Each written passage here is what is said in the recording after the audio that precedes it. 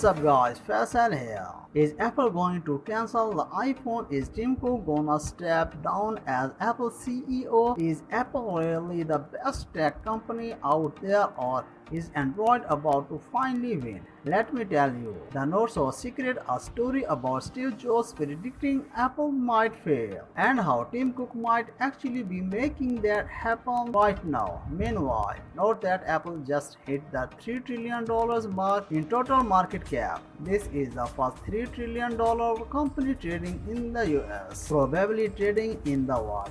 The idea of Apple going bankrupt or failing with a product today sort of seems hard to imagine. They are one of the richest companies on the planet, and it seems like everyone around the world has an iPhone, but that was not always the case. In fact, about 30 years ago, maybe even less than that, most believed that Apple was totally doomed, and in just a couple of days, they did go totally bankrupt.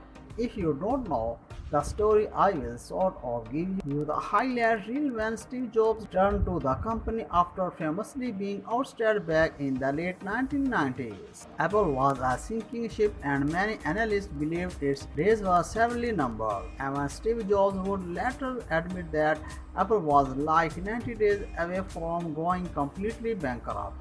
And if it was not for a $150 million life-saving investment from a little company called Microsoft, it's pretty safe to say that the Apple we know today simply would not exist. But when Steve Jobs made his return and was able to sort of regain control and steer the ship away from sort of troubled waters and into a better direction, things quickly or not so quickly eventually did start to turn around. He teamed up with a guy you probably know named Johnny Lee. They created some amazing products like the iMac, the iPad, eventually the iPhone, and then the rest of the story sort of writes itself.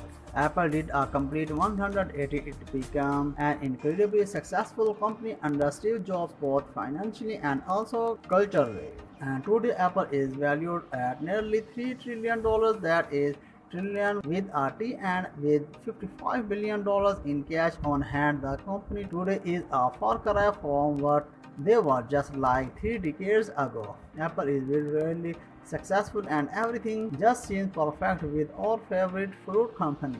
Right, I have talked about it in previous videos on his channel before, but Steve Jobs and Tim Cook run Apple in very different ways.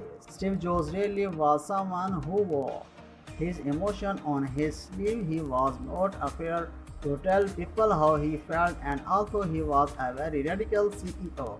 The products that came out under his leadership truly are incredible.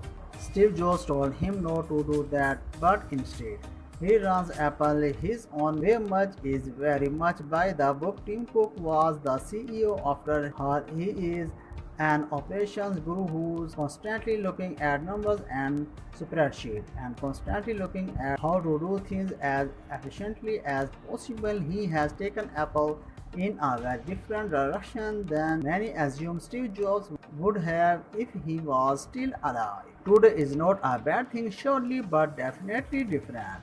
I love Tim Cook or hate him, it's pretty hard to argue with the facts, and that is that if you look at the numbers, much of Apple's wealth and value today was created under the CEO leadership of Tim Cook and not so much under Steve Jobs.